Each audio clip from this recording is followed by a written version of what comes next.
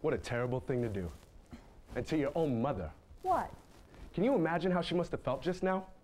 What kind of night this was for her? Oh, it's not over yet. What is the matter with you, Paul? I just told you I feel terrible about your mother.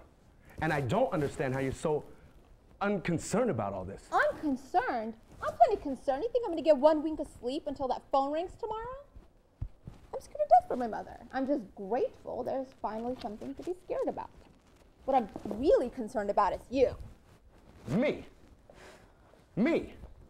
There isn't the least bit of adventure in you. You know what you are, Paul? You're a watcher. There are watchers in this world and there are doers. And the watchers sit around watching the doers do. Well, tonight, Paul, you watched and I did. Yeah, well, it was much harder for me to watch what you did than it was for you to do what I was watching. I have never seen you without a jacket on. I always feel like such a slob compared to you. Before we were married, I was sure you slept with a tie. Where are you going? To sleep. You can't go to sleep now. We're in the middle of a fight. You have the fight. And when you get through, cut off the lights. I hate you. I hate you. I really, really hate you. If there's one thing I've ever learned in court, it's that when you're tired and angry, you're probably bound to say something that you'll soon regret. And I am now very tired and very, very angry. And a coward. And now I'll say something that I'll soon regret. But maybe you're right, Corey. Maybe we did just jump into this marriage a little too fast. Maybe we don't have anything in common. Maybe love just isn't enough. Maybe when two people are about ready to get married, they should get more than just a blood test. Maybe they should get tested for common sense, understanding, and emotional maturity. All right. Why don't you get that passed in the Supreme Court, huh?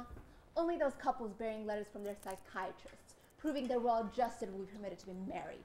You are impossible. You're unbearable. Corey, let's not... No, I can't look at you. I can't even be in the same room with you now. Why? Because I just can't, that's all. Not when you feel this way. When I feel what way? The way you feel about me. Corey, you are hysterical. I'm not hysterical.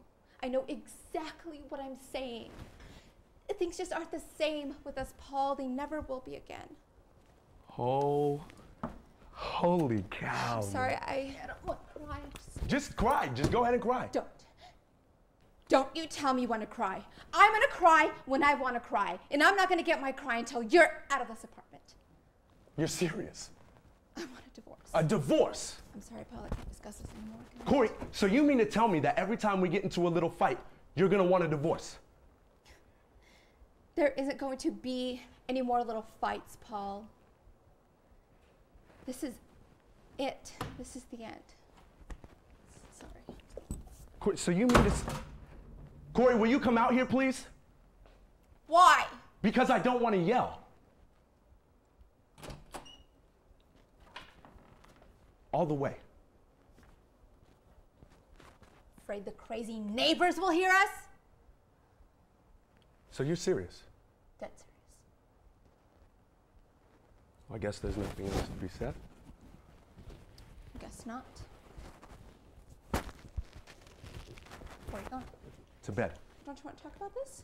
At 2:30 in the morning? Well, I can't sleep until this thing's settled. Well, it's going to take about 3 months, so you might as well try to take a little nap. That's bitter. You're damn right it's bitter. Well, you don't have to be bitter. You don't have to tell me when to be bitter. Things just didn't work out. They sure the hell didn't. You can't say we didn't try. Almost a whole 2 weeks. Well, it's better than finding out in a whole 2 years. Or 20. Or 50. Lucky, aren't we? We're the luckiest people in the whole world.